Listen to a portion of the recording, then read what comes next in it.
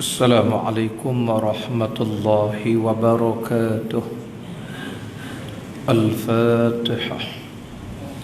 أعوذ بالله من الشيطان الرجيم. بسم الله الرحمن الرحيم. الحمد لله رب العالمين الرحمن الرحيم مالك يوم الدين. إياك نعبد وإياك نستعين. اهدنا الصراط المستقيم صراط الذين أنعمت عليهم غير المغضوب عليهم ولا الضالين آمين. الحمد لله ثم الحمد لله.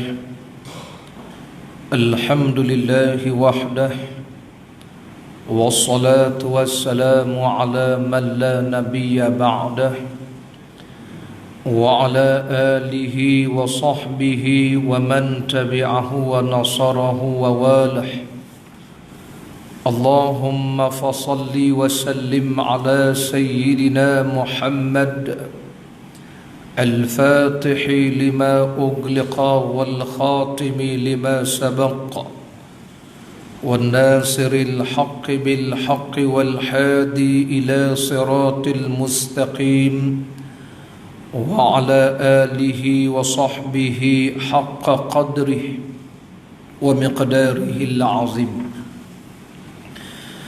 قال الله تعالى في القرآن الكريم: أعوذ بالله من الشيطان الرجيم.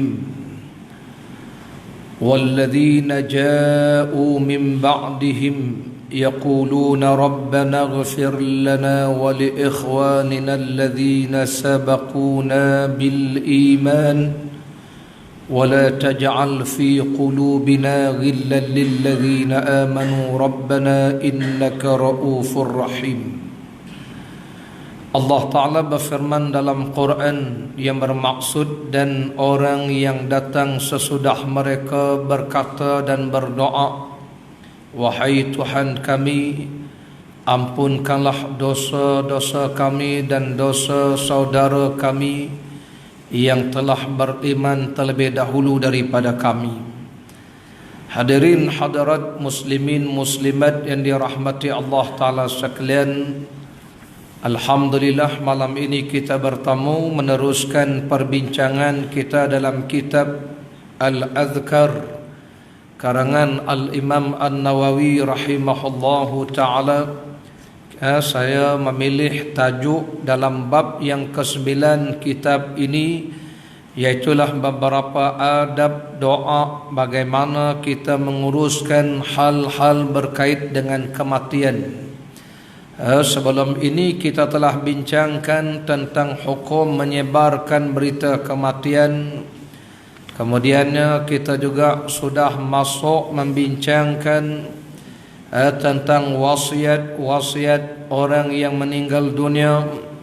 Adakah wasiat itu perlu ditunaikan? Ini bukan wasiat harta, ini wasiat yang bersabit selain harta.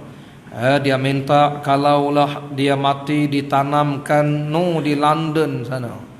Dia kata abah teringin nak pergi, kalau abah tak sempat pergi, kau hantarlah abah ke bumi ke London. Tidak besok mata abah terbuka mati besok tu.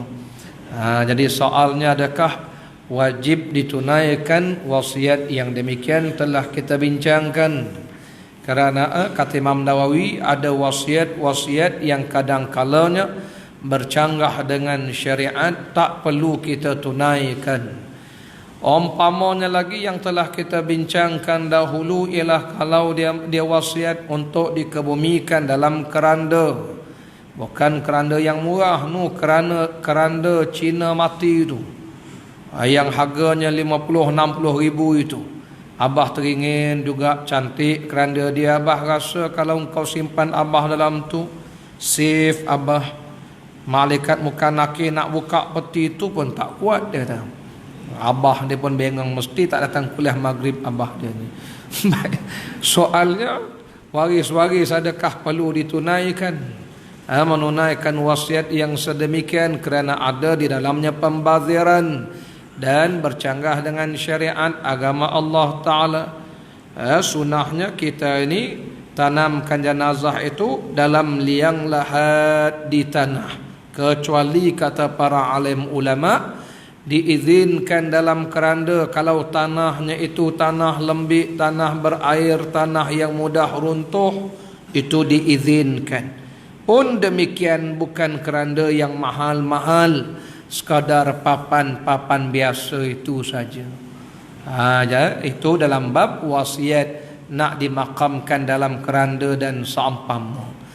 Kemudian lagi, bagaimana pula kalau sekiranya si mati berwasiat supaya dibacakan Al-Quran di tanah kuburnya, bersedekah atas namanya, dan pelbagai amal-amal ibadah yang sunat. Dia minta kalau boleh dibacakan Yasin, dia sedekahkan pisang dan seumpamanya. Hadirin hadirat, inilah tajuk bincang kita malam ini. Dia wasiat minta dibacakan doa lepas matinya. Mat, abah ni besok kalau mati kau jangan lupa doakan abah, mat. Doakanlah abah mendapat kesejahteraan di dunia, di akhirat sana. Adakah wasiat sedemikian boleh kita lakukan? Qala musannifu rahimahullahu ta'ala, kata al-Imam An-Nawawi rahimahullahu ta'ala, wa nafa'ana bi'ulumihi fid darain.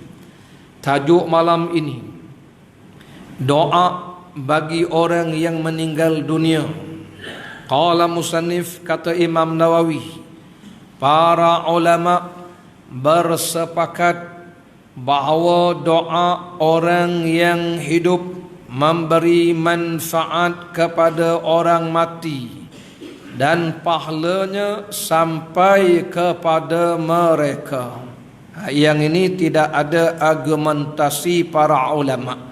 Malah ittafaqal ulama, bersepakat alim ulama pada menyatakan doa orang yang hidup memang memberi manfaat pada orang yang telah meninggal dunia. Mereka berdalilkan beberapa firman Allah dan hadis Nabi sallallahu alaihi wasallam. Antara dalil yang mereka gunakan adalah firman Allah dalam surah Al-Hasyr ayat yang ke-10.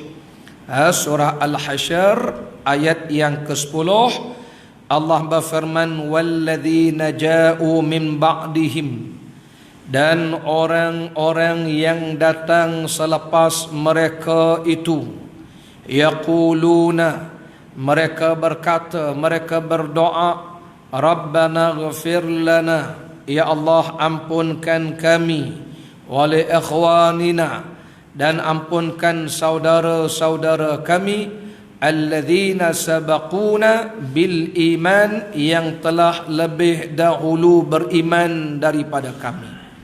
Jadi dalam ayat ini Allah Ta'ala memuji, dalam surah Al-Hasyr ni Allah memuji golongan Ansar, kemudian Allah memuji golongan Muhajirin, kemudiannya Allah memuji orang yang datang kemudian daripada Ansar dan Muhajirin.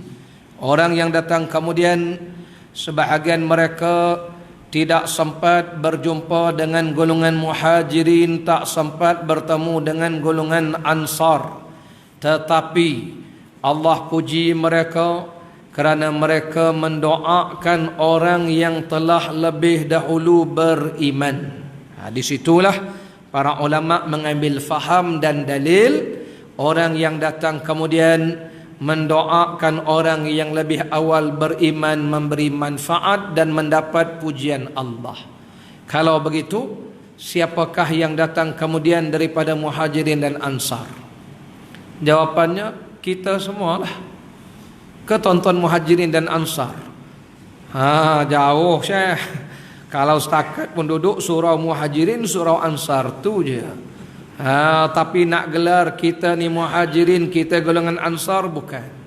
Maka kita datang selepas mereka, kita mendoakan orang yang lebih awal beriman dari kalangan kita. Bukan batu dalam doa kita sebut ke atas Nabi. Kita sebut ila hadratin Nabi wa ala alihi wa ashabihi wa tabi'in wa tabi'it tabi'in lahum bi ihsan ila yaumiddin. Itu kita sebutkan ada kepada baginda Rasul dan ahli keluarga Rasul, sahabat-sahabat Rasul, mereka yang mengikut para sahabat, yang mengikut para sahabat, tabi'it tabi'in sampailah hari kiamat. Kita doakan mereka. Jadi ayat ini menjadi dalil bahawa kalaulah seseorang berwasiat untuk doakan baginya selepas matinya, kita laksanakan wasiat itu. Cuma jadi keliru hari ini bagi sebahagian orang, mereka yang terlalu rigid berpegang kepada sepotong hadis Nabi. Satu hadis yang sering tuan-tuan baca, idza mata ibnu adam in qata'a amaluhu illa min thalath. Bila mati anak Adam, terputus segala amalan kita. Yang tak putus 3 perkara. Pertama, sedekah jariyah. Kedua, ilmu yang dimanfaatkan, ilmu yang diajar kemudian diambil manfaat, dimanfaatkan. Ketiga, doa anak yang soleh. Jadi yang jadi kelirunya, mereka kata doa anak soleh saja memberi manfaat. Jawapannya, doa orang lain juga memberi manfaat. Habis tu Ustaz, hadis disebut doa anak yang soleh. Itu satu daripada doa-doa yang memberi manfaat. Maka itu jangan baca satu hadis pakai burung semua salah. Ini berlaku masyarakat kita hari ini. Jadi dia tak mau nak ambil hadis-hadis yang lain, dia hanya berkata doa anak soleh saja.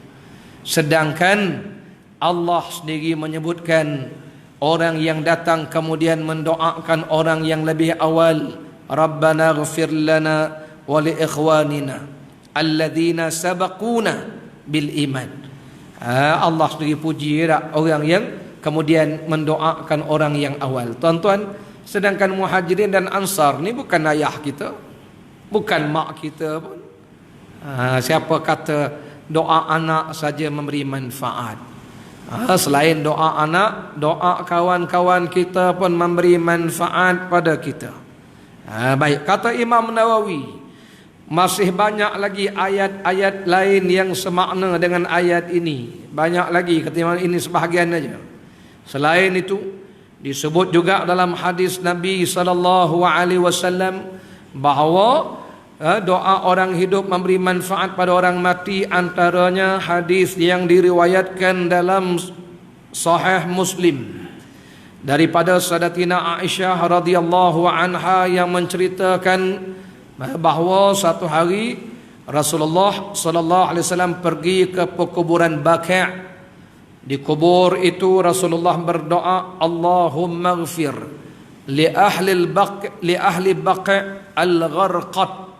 Sabda Rasulullah, ya Allah, berilah keampunan kepada ahli Baqi', ahli Baqi' gharqat ini. Sedangkan kita maklum di situ bukan makam ayahanda Rasul, bukan makam bunda Rasul, makam sahabat-sahabat yang telah meninggal dunia. Menunjukkan doa orang yang hidup memberi manfaat pada orang yang mati selain daripada mak ayah. Dalilnya Rasulullah doakan sahabat-sahabat yang telah awal meninggal dunia. Nabi kata, ya Allah, ampunkanlah penghuni Baqi' gharqat. Dan begitu juga ketika Rasulullah SAW mengiringi jenazah ke tanah kubur, selesai pengkebumian, apa Nabi sebut kepada jamaah yang hadir? Mereka tak terus balik lepas diratakan tanah tu, mereka berdiri keliling kubur. Rasul bersabda, istaghfiru li akhikum was'alu lahu at-tathbit. Sabda Rasulullah kepada sahabat yang hadir, mintakan ampun untuk saudara kamu ini. Jadi Nabi suruh mintakan ampun. Kalaulah Doa anak yang soleh saja memberi manfaat. Untuk apa Rasulullah suruh sahabat mintakan ampun untuk saudara kamu ni? Nabi suruh sahabat yang hadir, mintakan ampun untuk saudara kamu ni.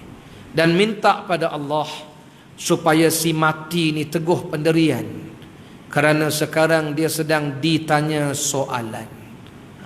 Itu semua dalil-dalil yang menunjukkan ada manfaat doa orang hidup kepada orang mati. Ni kita belajar ni tuan-tuan. Pertama, jangan kita jadi macam golongan yang menyalahkan orang ni. Tuan-tuan tak dengar abang kali, tapi saya kadang mendapat aduan, oh tak betul ni doa anak soleh aja. La ilaha illallah. Kita tak nafi doa anak soleh itu bermanfaat, tapi jangan menafikan ada hadis-hadis yang lain. Jadi gabungkan hadis ini, selain doa anak yang soleh, doa sahabat-sahabat yang soleh, doa muslimin pun memberi manfaat kepada orang yang sudah meninggal dunia itu. Dalilnya banyaklah. Nabi sebut pada sahabat begitu. Dan lagi kata para ulama, kata Imam Nawawi, antara dalil yang digunakan oleh para ulama ialah ketika solat janazah yang dilakukan oleh baginda Rasul sallallahu alaihi wasallam. Nabi solat janazah. Dalam solat janazah tu apa Nabi baca? Antara yang Nabi baca, Allahumma ghfir li hayyina wa mayyitina wa kabirina wa saghirina wa dhukurina wa unthana. Dalam solat janazah antara yang Nabi baca, ya Allah ampunkanlah dosa orang yang hidup di kalangan kami dan yang telah meninggal di antara kami ini, ada dah meninggal, ampunkan. Dan ampunkanlah dosa orang yang sudah tua dan yang masih muda. Orang besar, budak kecil, ampunkanlah ya Allah. Yang laki-laki, yang perempuan, ampunkan mereka. Itu yang kita baca dalam sembahyang jenazah. Allahumma ighfir lahu warhamhu wa'afihi wa'fu anhu. Ya Allah ampunkanlah dia, rahmatlah dia. Kalau doa anak dia saja bermanfaat, untuk apa kita sembahyang jenazah pada orang mati? Saya jawab, ini bukan marahkan tuan-tuan. Suruh tuan-tuan terangkan balik pada orang yang keliru itu. Dia keliru, dia kata doa anak saja. Kalau doa anak, kita orang balik lah, awak jelas sembahyangnya. Kita orang nak balik, tak sembahyang jenazah, nak buat apa? Bukankah sembahyang jenazah tu tujuannya mendoakan orang mati itu? Itu tujuan solat jenazah. Maka itu saya pesanlah tuan-tuan ya, lepas solat jenazah ni, kita solat jenazah ni tujuannya doa ke orang mati. Sebab itu disuruh ramai-ramai sembahyang jenazah, doakan dia. Yang keduanya, kadang-kadang saya pun menasihati diri saya dan tuan-tuan jugalah, lepas solat jenazah tak payahlah kita nak baca doa panjang-panjang lagi. Sebab dalam sembahyang tu kita doa dah untuk dia, cukup dah tu. Lepas solat tu segera hantar dia ke kuburan, itu yang afdal. Sebab berlaku baru ni, satu hamba Allah Ta'ala kenalan saya, kenalan pakcik lah, tokek kedai sup. Kenalan lah sebab dia selalu belanja sup. Tuan-tuan jarang-jarang tu sebab tak apa nak kenal. Kadang-kadang dia memang kerap hantar ke tahfiz Quran kita sup itu, meninggal dia. Jadi ialah kampung, tuan-tuan, kampung. Minta maaf lah, bandar ni okey lah, orang kampung. Jadi di rumah sembahyang jenazah dah, bawa ke masjid. Lepas zuhur nak sembahyang lagi sekali, okey lah, sebab kita terlewat, ada yang lewat. Jadi sementara tunggu zuhur, tahlil dah. Tahlil panjang dah, tunggu zuhur. Kemudian baca doa. Kemudian sembahyang zuhur. Lepas zuhur main jenazah. Okeylah, lepas jenazah tahlil lagi. La ilaha illallah. Lepas tu pula dah habis tahlil, keluarga-keluarga tadi kat rumah dah cium, nak cium lagi. Dalam hati saya, bila kawan tu nak dikebumikan? Sekarang lepas ke bumi, tahlil lagi. Sampai pukul 3 tak habis-habis lagi. Menyesal pula aku datang. Nak sebut tuan-tuan, lepas ke bumi tu tak apalah. Ini lepas solat jenazah tu, doa dah untuk dia tu. Dah doa.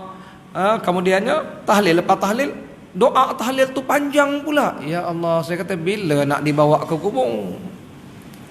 Ya, ini kita nasihatkanlah. Sebab solat jenazah tu sebenarnya itu doa kita. Padan dah tu. Itu lebih besar dah. Doa kita untuk mereka dalam solat itu. Hadirin para jemaah yang dirahmati Allah, balik tajuk kita tadi, maka solat jenazah itu adalah tujuan kita doakan.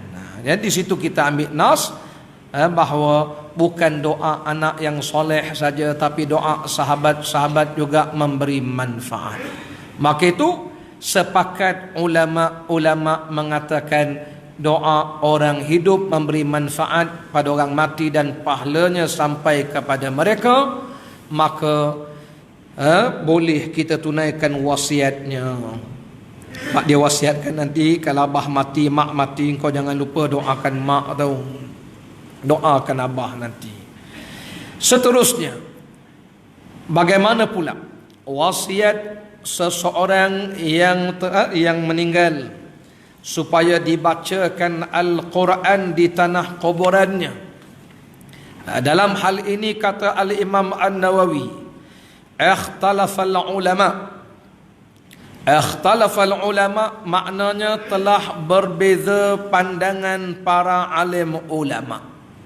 Bila kita sebut ikhtilaf, maknanya berbeza pandang, membawa maksud masing-masing ada nas, dalil, sama ada dalil Quran ataupun hadis Nabi sallallahu alaihi wasallam.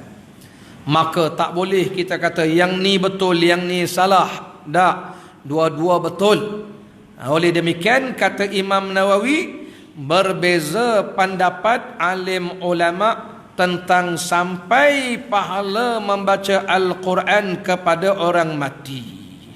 Maka yang masyhur di dalam mazhab Imam Syafi'i adalah bahawa pahala bacaan Al-Quran tak sampai kepada si mati. Macam nak tukar mazhab. Ini pendapat masyhur Imam Syafi'i. Namun demikian, sebilangan ulama Syafi'i berpendapat bahawa sampai pahala bacaan Al-Quran itu kepada si mati. Jadi khilaf dalam mazhab pun berlaku. Maka kita mengambil pendapat ulama Syafi'i yang kemudian ia mengatakan sampai pahala bacaan Al-Quran dan zikir yang dihadiahkan kepada orang mati sampai. Manakala Imam Ahmad bin Hanbal rahimahullahu ta'ala berpendapat bahawa pahala bacaan Al-Quran sampai kepada si mati. Sebaliknya, ulama-ulama yang kemudian dalam mazhab Hambali berpendapat tak sampai pahalanya. Boleh faham tu? Jadi Imam Ahmad bin Hanbal adalah anak murid Imam Asy-Syafi'i rahimahullahu ta'ala. Jadi Imam Syafi'i berfatwa tak sampai bacaan Quran kita kalau hadiah pada orang mati. Imam Ahmad bin Hanbal pula kata sampai. Kedua-duanya ulama besar. Imam Ahmad bin Hanbal ni kalau baca sejarah hidup beliau, menghafaz hadis tak banyak mana, setakat 1 juta aja. Tak banyak mana. Sebab kita lagi banyak. Sebab tu tak nak ikut orang. Nak buat hukum sendiri. Imam Ahmad bin Hanbal berfatwa tak sampai, kata Imam Ahmad, sampai pahalanya. Baik. Jadilah khilaf. Para jemaah rahmati Allah, di manakah tempat khilaf mereka ni? Itu yang patut kita bincang. Di mana? Jadi Imam Syafi'i kata yang masyhur dalam mazhab Syafi'i tak sampai. Tapi kita ambil pandangan sampai. Itu adalah pandangan ulama, sebahagian ulama Syafi'i sendiri. Maka tempat beza pandang ini adalah membahaskan beberapa hadis Nabi sallallahu alaihi wasallam. Antaranya, satu hari datang seorang lelaki. Dia berkata, "Ya Rasulullah, ibu saya telah meninggal dunia. Saya nak wakafkan telaga ini untuk arwah ibu saya. Adakah sampai pahalanya?" Lalu jawab Rasulullah, "Boleh sampai." Jadi dia nak wakafkan telaga. Kerana zaman hari itu, siapa-siapa yang memerlukan air kena beli air dengan pemilik telaga. Oleh kerana di Madinah ni tak semua orang ada telaga, paksa beli. Kenalah keluarkan belanja. Jadi hamba Allah Ta'ala ni, oleh kerana dia ada telaga dan dia rasa nak wakafkan untuk arwah ibu dia. Jadi selagi orang ambil manfaat, selagi itulah pahalanya mengalir pada si mati itu.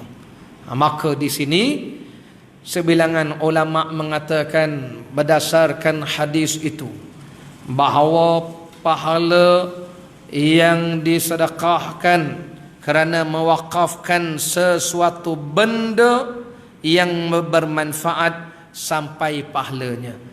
Maka mereka mengambil faham yang sampai pahala mewakafkan benda-benda yang bermanfaat. Sekarang kita bincang, kita nak sedekahkan bacaan Quran. Adakah itu benda? Bacaan, zikir, benda ke ada? Situ tempat bahas. Jadi kalau ada orang wakafkan pen ni benda yang bermanfaat. Wakafkan Quran, ada manfaat. Wakafkan cawan, mikrofon, meja, kitab, apa sajalah yang namanya benda yang memberi manfaat sampai pahala. Nak bagi kereta tuan-tuan pada ustaz bawa ke ceramah, ada manfaat, boleh. Cuma tak ada yang bagi. Boleh. Faham? Tak faham tak apa. Tu wakaf benda dia kata. Hadis sekarang ni yang nak diwakafkan, yang nak dihadiahkan bacaan. Itu pandangan mereka yang kata bacaan Quran tak sampai. Baik. Yang kata sampai pula macam mana dia bahas? Lalu kata mereka yang berfatwa, bukan saja benda, yang penting ialah bermanfaat. Kalau wakaf benda sekalipun tak bermanfaat, tak ada faedah juga. Contoh apa dia? Ustaz dia kata saya nak wakaf ke surau ustaz, jam boleh ustaz? Boleh. Dia pun hantar jam. Jam-jam yang besar tung tu kan, jam tinggi tu, kayu tu. Rupanya jarum tak ada, bandul lah tak ada, jantung tak ada. Tung aja. Nombor pun gugur dah. Dia kata tak boleh pakai dah. Yalah ustaz, dah lama rosak ustaz. Nak buat apa? Nak buat perhiasan? Walaupun benda tak bermanfaat, kata para ulama, tak ada faedah juga. Lepas tu kita kalau nak wakaf ke surau masjid ni, tanya apa yang diperlukan. Saya tengok dulu viral kat surau, viral dalam WhatsApp, cerita orang wakafkan gayung. Akhirnya surau penuh gayung. Surau saya penuh gayung. Jenuh tok siap ngutip pula gayung. Dah separuhnya letak dalam stor, tak dimanfaatkan. Tak mengalir juga pahala je. Bagi tempat saya, dia baginya kapet, letak di luar kapet tu. Kapet yang ringan tu. Bila angin datang tiup, terbang kapet tu. Diberak burung, tok siap mengamuk. Dalam stor, yang wakaf tu marah, mana saya punya kapet? Masalahnya awak letak, awak tak tanya apa yang kita perlu. Ini bukan marah tuan-tuan. Biar beri benda yang kita boleh manfaat. Letak kat luar tu berabuk, diberak burung, ditiup angin, awak tak cara tu. Ini bukan marah ni, nasihat. Lain kali nak wakaf, tanya apa ndak. Tu tabung tu, nak hantar ke Sabah, faham? Tu manfaat banyak tu. Nak tolong budak-budak ngaji kat Mesir tu, tu manfaat. Kadang-kadang kita bagi, tanya apa tak? Baik, maka mereka bincang. Kalau beri pun tak ada manfaat, buat apa? Nak saya contoh lagi, tapi tuan-tuan jangan terasa hati pula kalau saya beri contoh. Contoh, ustaz, Imam, saya nak wakafkan benda ni, Imam, saya taubat dah, Mam. Saya dulu insaf. Apa dia? Saya nak bagi ke surau piano satu. Piano satu, gitar current. Drum, nak bagi tok siap main drum, nak bagi tok imam main gitar current, trompet. Nak buat apa? Cuba tanya apa faedah? Tak ada faedah je. Kecuali lah wakafkan ke sekolah-sekolah main muzik, boleh kira lah. Hantar ke surau masjid tu kan, piano. Nak buat apa? Di situ mereka kata, sekarang ni yang hasil pahala benda ke yang bermanfaat? Manfaat. Kalau bagi telaga pun tak ada manfaat hari ni, mana ada orang pakai telaga? Kalau telaga pun air kering kontang tak, kita buat buang sampah, telaga buta kita panggil tu. Jadi kalau begitu kata mereka, bukan benda yang nak dibincangkan manfaat. Kalau begitu, adakah Quran memberi manfaat? Adakah zikir mendatangkan manfaat? Jadi nampak macam mana mereka berhujah. Sebab tu saya kata jangan gaduh-gaduh. Tak? Tuan-tuan tak setuju pandangan ni, tak apa, saya pun tak marah. Tuan-tuan tak setuju, cuma tuan-tuan yang kata dia tak betul.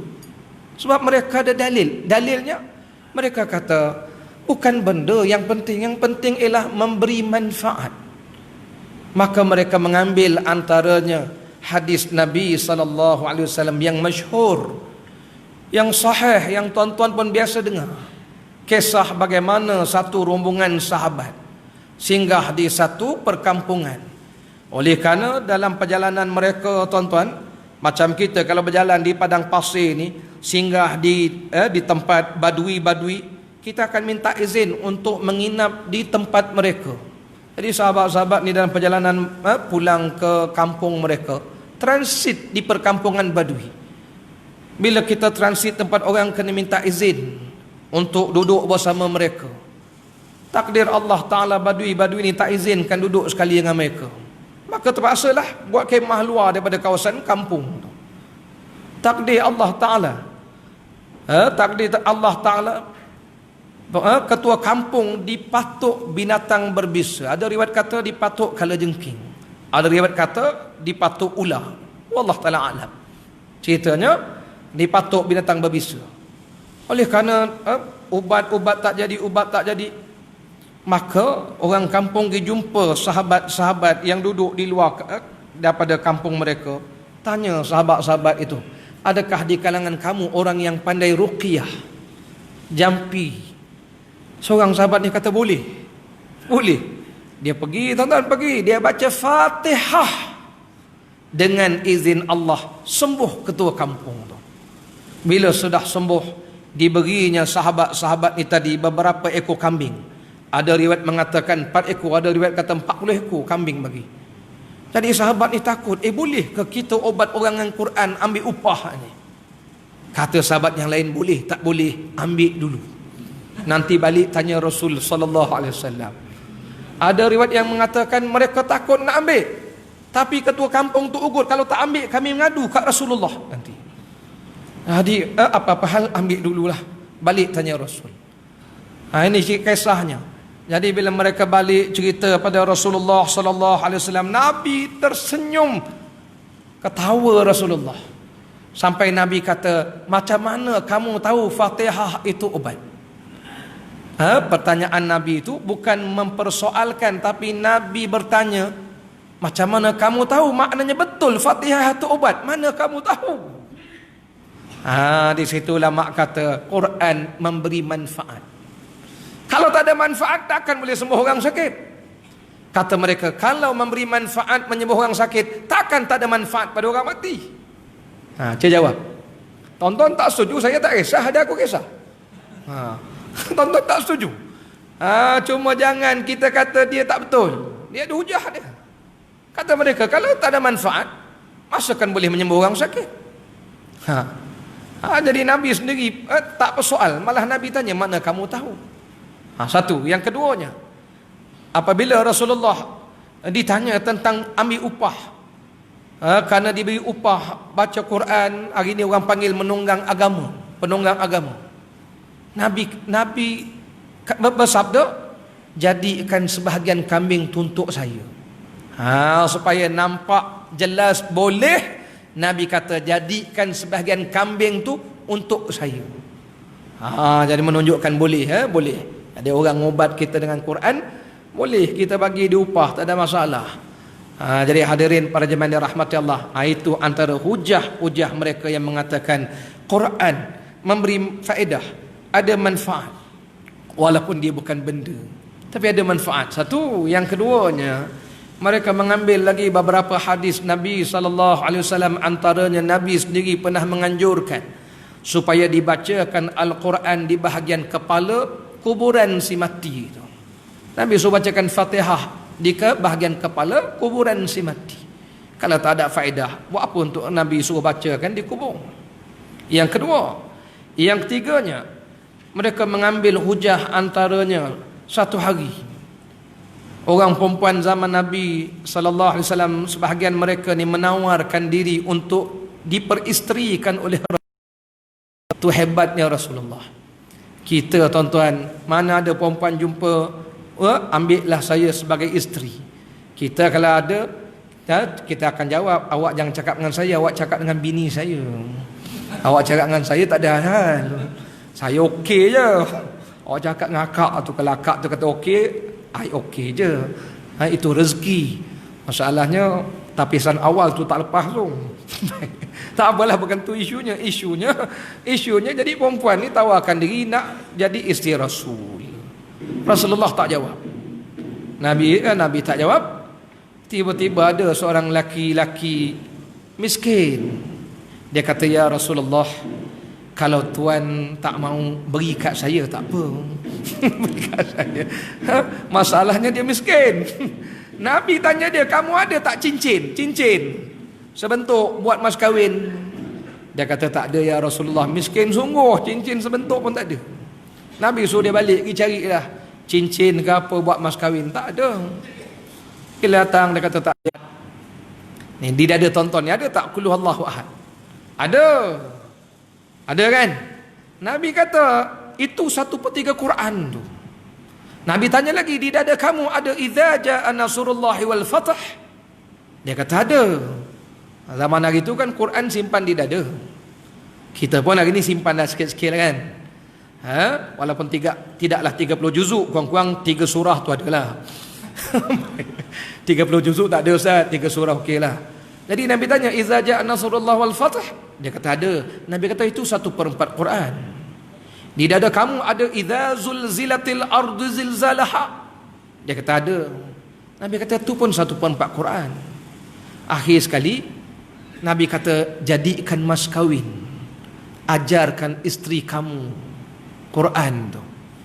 Kata para ulama, mas kahwin ni kan mesti benda. Tapi Nabi suruh ajar Quran tu. Kalau Quran tak ada manfaat, takkan boleh buat mas kahwin.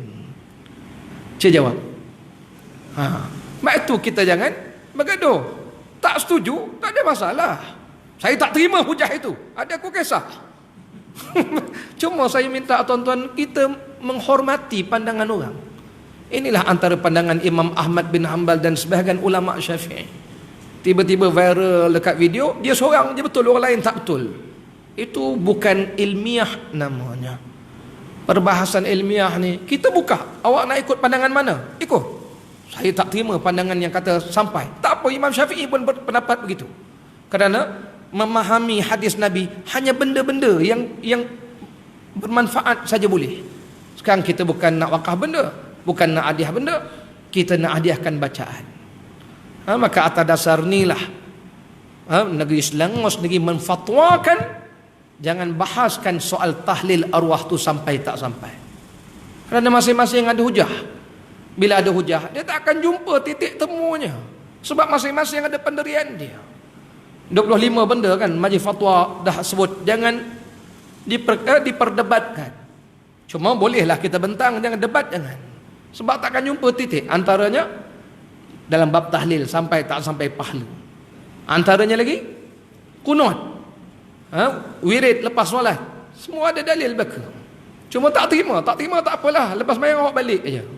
Ngisap ukur kat luar tu kalau ada hujah lah.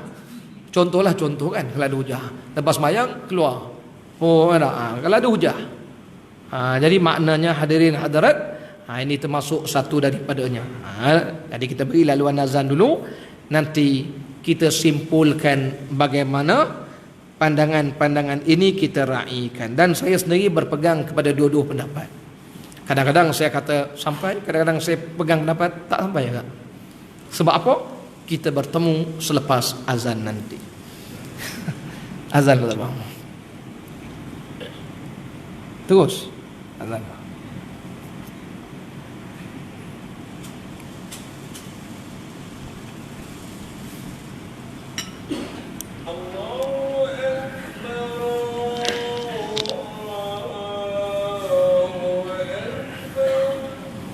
Allahu Akbar.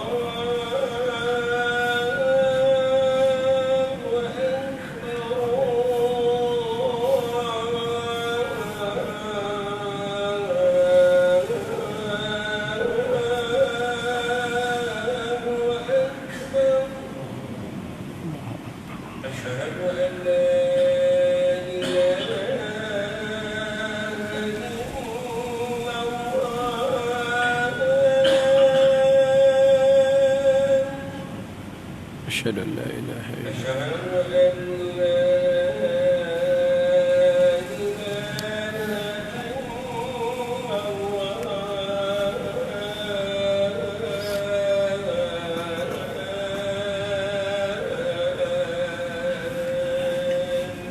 أشهد أن لا إله إلا الله.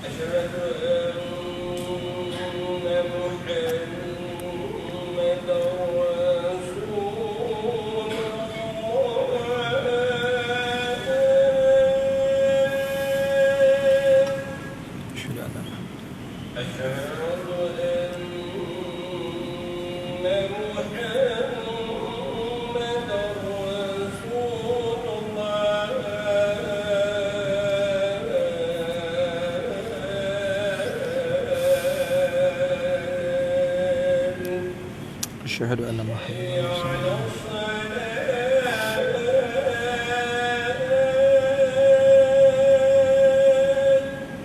لا حول ولا قوة إلا بالله.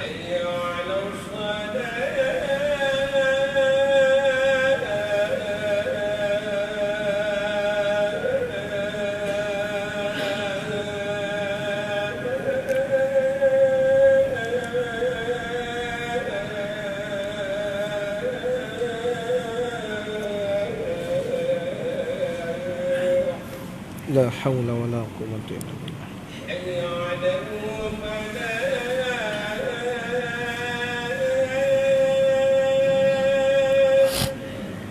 لا حول ولا قوة إلا بالله.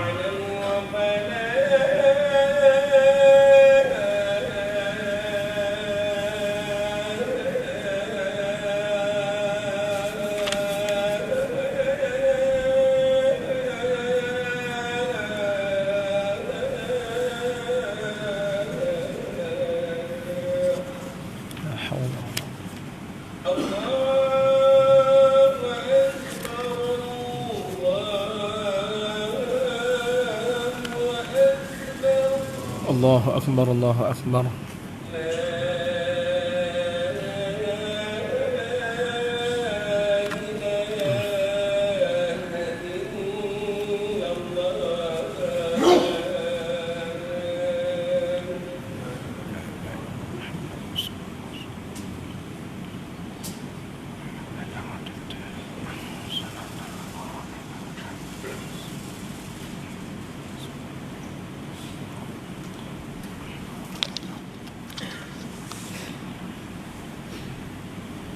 Sidang jamaah hadirin hadirat muslimin muslimat yang dirahmati Allah, kita simpulkan kata Al-Imam An-Nawawi rahimahullah dalam kitab Al-Adhkar ini. Ikhtalafal ulama, maka berbeza pandangan para ulama tentang adakah sampai pahalanya bacaan Quran, zikir yang kita hadiahkan pada orang yang telah meninggal dunia. Maka kalau orang berpegang kepada pandangan Imamuna Syafi'i dan pandangan yang masyhur dalam mazhab Syafi'i yang mengatakan tak sampai, tak perlu dia tunaikan wasiat itu. Tapi kalau dia berpegang kepada sebahagian pandangan ulama Syafi'i yang kemudian yang berkata sampai pahala bacaan Quran yang kita hadiahkan pada orang mati. Dan itulah juga pandangan Al-Imam Ahmad bin Hanbal rahimahullahu ta'ala. Imam Ahmad bin Hanbal ni banyak pandangan-pandangannya diikut oleh puak-puak Wahabi sebenarnya. Tapi dalam bab ini Wahabi tak setuju pula. Tak apalah, ikut dia, tak ada masalah. Cuma kalau kita ikut pandangan Imam Ahmad bin Hanbal, sampai tunaikanlah wasiatnya itu, bacakan Quran, hadiahkan pada mereka. Demikian juga zikir-zikir. Dan kata Imam An-Nawawi, menurut kami indana, yang sepatutnya, yang sebaiknya setelah selesai membaca Al-Quran ataupun zikir-zikir tadi, selesai baca, maka ucapkanlah, berdoalah, Allahumma ja'al wa awsil wa taqabbal thawaba ma qara'nahu minal Qur'anil azim wa ma halalnahu min la ilaha illallah ثواب ما قرأناه من القرآن العظيم إلى فلان بن فلان فلان ابن فلانة فلان بنت فلانة. Bacakan doa begitu, kata Imam Nawawi. Maknanya selesai kita baca Quran itu, kita sebutkanlah, ada aku hadiahkan baca pahala bacaan ini kepada si fulan bin si fulan. Ada ataupun hadiahkan dia pada sekian-sekian. Inilah yang kita baca buat dan kita buat sekarang ini dalam doa-doa tahlil kita. Kita sebut Allahumma ja'al wa awsil, ya Allah jadikanlah bacaan ini, wa awsil, dan sampaikanlah baca thawaba ma qara'na, pahala bacaan kami ini, wa ma halalnahu, apa yang kami tahlilkan baginya, wa ma sallainahu ala nabi wa ma astaghfarnahu وما صلينا على النبي محمد صلى الله عليه وسلم في هذه الساعة المباركة واصلة ورحمة منك نازلة وبركة شاملة نقدمها ونهديها pada ahli keluarganya, istrinya, wa ashabihi, dan sahabatnya, wa tabi'it tabi'ina lahum bi ihsan ila yaumiddin, thumma, kemudian kepada arwah almarhumah sekian, almarhum sekian. Demikian juga kami hadiahkan juga kepada wa abaina, ibu bapa kami, wa ummahatina, ibu-ibu kami. Itu kata Imam Nawawi, buat macam tu sebaik-baiknya. Sebaik-baiknya buat begitu. Sebahagiannya kata kalau baca di kuburannya tak payah, sebab memang kita qasad dah di situ. Tapi kalau tidak di kuburnya, sebaik-baiknya mesti kita niatkan pahalanya itu. Sampai tak sampai, itu kita serah pada Allah, kerana kita mengambil faham sampai. Mereka kata tak sampai, serah pada Allah Ta'ala. Dan saya sendiri berkata, saya berpendapat dua-dua. Kadang-kala sampai, kadang-kala tak sampai. Sebab apa tuan-tuan? Sebab kadang-kala kita kata tak sampai kerana melihat beberapa keadaan. Saya dah cerita pengalaman kami di Sabah. Kawan saya sendiri unit dakwah di Sabah kata kita gagal dalam dakwah, dia kata. Sebab apa? Sebab dia kata penat kita mengajar orang, kadang-kadang faham, kadang-kadang tak faham. Ceritanya ngajar Quran Syekh orang kampung, Bismillahirrahmanirrahim, ditinggalkannya, besok tasmik balik dia baca similah, siraman, sirahim. Similah, siraman, sirahim. Tu kalau nak sedekah pahala confirm tak sampai je. Sama juga orang kita sini. Similah, siraman, bukan rahman, raman je. Kawan-kawan dah biasa panggil rahman, raman. Rupanya baca Quran pun Bismillahirrahmanirrahim. Rahim je panggil, bukan rahim, rahim. Alhamdulillahi rabbil ngalamin. Lagi dahsyat. Malikam metin, confirm tak sampai itu. Malikam metin, ya kana budua, ya kana stain. Ini bukan marah saya. Tonton tak biasa dengar macam itu ya. Yang lucu yang hujung siratal ladzina ngam tangalaihim. Kita ngajarlah dia, dot ni sama ada kembung sini atau kembung sini. Dot tu kan, walau dia tonton Dua-dua kampung. Stres. Stres. Itu memanglah Fatihah macam tu tak sampai je. Qul huwallah lagi, qul huwallah. Hari ni bukan baca qul hu. Banyak ini orang baca qul wallah. Hu tak dihembus. Jadilah qul wallah. Dia bukan qul wallah. Qul huwallahu ahad. Saya tahu ni sebab dulu kami tasmik dengan Syekh. Syekh banyak tegur orang Melayu, hu banyak tak hembus. Allahu akbar. Orang Melayu, Allahu akbar. Hu tak bunyi. Allahu akbar. Allahu akbar. Allahu akbar. Allahu akbar. Allahu akbar. Bukan wakbar. Allahu akbar. Semak balik itu. Tu tak dengar lagi baca tu. Qul wallahu ahad, Allahu samad. Samad dah kampung. Memang bagi samad. Bukan somad. Allahu samad. Lam yalid wa lam yulad. Wa lam yakul lahu kufuwan ahad. Dia jawab. Sampai pahala. Tak sampai Syekh. Itu dalam bab Quran, dalam bab tahlil. La ilaha illallah, la ilaha illallah. Masuk G5, la ilaha illallah, la ilaha illallah, la ilaha illallah. Masuk G6, la ilaha illallah, la ilaha illallah. Kita pendengar la ilaha illallah ni benda apa? Saya jawab. Allah maj'al wa ausil wa taqabbal, ya Allah sampaikanlah pahala apa?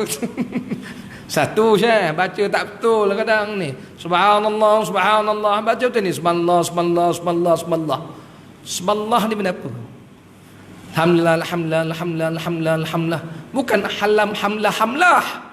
Alhamdulillah. Alhamdulillah mula je. Alhamdulillah, alhamdulillah. Dah laju, hamlah, hamlah, hamlah, hamlah. Alhamdulillah. Akhirnya hamilah, hamilah, hamilah, hamilah. Hamil sungguh. Hamil. Hamilah, hamilah. Allah Akbar, Allah Akbar, Allah Akbar. Saya dengar perhati Cik jawab. Sampai tak sampai? Zikir. Okey, 2, 1 baca. Yang kedua syarat nak sampai ni kena ikhlas. Sampai rumah orang kenduri makan apa? Biskut. Biskut hari ni tahlil 30 cukuplah. Oh, ada skema dah. So bihun kita tambah 50. Hari ni makan kambing 100. Ada package. Siap package tu. Itu tak ikhlas pun dia juga kadang-kadang tu. Kena pula imam baca slow, baca lambat, baca panjang. Bola dah nak start Liverpool lawan Manchester. Maki tu imam, bodoh tu imam. Mana ikhlas tu, tak ada. 2. Yang tiga kadang-kadang tak sampai Syekh. Kalau baca hadis-hadis Nabi, syarat-syarat amal kita ni Allah nak terima apa dia? Dalam satu hadis tentang 15 azab orang tinggal solat. 15 azab. 6 di dunia. 3 waktu nak mati. 3 di alam kubur. 3 di alam akhirat. 6 di dunia. Azab orang yang meninggalkan solat. 6. Satu daripada azabnya ialah segala amalnya Allah tak terima. Orang tinggal solat ni segala amal Allah reject. Sedekahlah 1 juta, buatlah bangga dipanggil tahfizul Quran. Kalau tak semayang Allah tak terima. Kalau Allah tak terima, nak sedekah apa? Saya sedekahkan Ustaz banglo ni untuk dijadikan tahfiz Quran. Jom semayang, saya uzur Ustaz. Sudah ada. Uzur apa jantan? Saya jawab, kerana Allah terima. Semayang terjaga. Itu yang ketiga. Yang keempat, syarat Allah nak terima ni daripada sumber yang halal. Diwakafkan ke masjid. Duit rasuah, duit menipu, duit selewing, ambil hak orang. Saya jawab, sampai mana? Lepas tu jangan bahas panjang saya. Ada panjang ada sampai. Tapi kalau tu semua tak cukup syarat, Allah tak terima juga.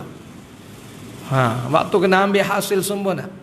Ini buat kenduri bagai-bagai. Banyak duit. Adalah sikit Ustaz, wang 4 bank tadi jumpa. Buat duit rompak tak?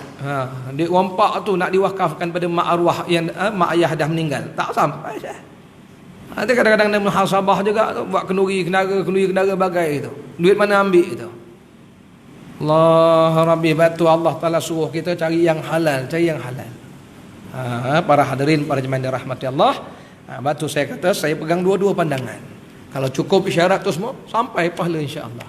Tapi kalau syarat tu sendiri tak ada, buatlah apa pun, memang Allah tak akan terima.